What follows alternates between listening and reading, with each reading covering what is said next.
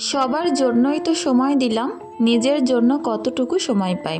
সব থেকে বড় সময়, সুন্দর টাইম বলতে পারো সন্ধ্যার সময়টা। এই সময়টা একান্তই কিছুক্ষণ নিজেকে দিয়ে থাকি। তো চলো বন্ধুরা, রোজকার মতো আজকেও সন্ধ্যের রুটিনটা শেয়ার করি।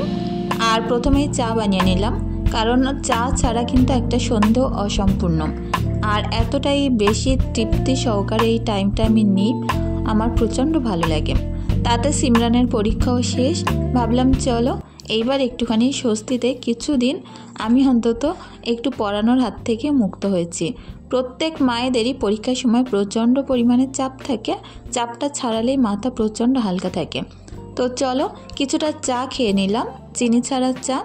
আর আমার এতটাই চা জিনিসটা প্রিয় যে চিনি দাও কিংবা না দাও, চাটা আমার অবভিয়াসলি দরকার। তো এখন এই যে চাটা খেয়ে ঈশা সিমরানকে নিয়ে একটু খেলা করলাম। আর এর মধ্যে হাজব্যান্ড চলে এসছে, একটা পপকর্নের প্যাকেট ছিঁড়ে দেখো কিভাবে আমাদেরকে খাইয়ে দিচ্ছে। তো এই পপকর্নটা অনেক বেশি ভালো, চিজ দেওয়া। তো হাজব্যান্ড এনে দিয়েছিল, ঈশা দেখো আমাদের দুজনকে খাইয়ে দিচ্ছে। আর সিমরান আবার এসব খাবার খায় না, ও একটা অন্য প্যাকেট ছিঁড়ে সেটা খাচ্ছে।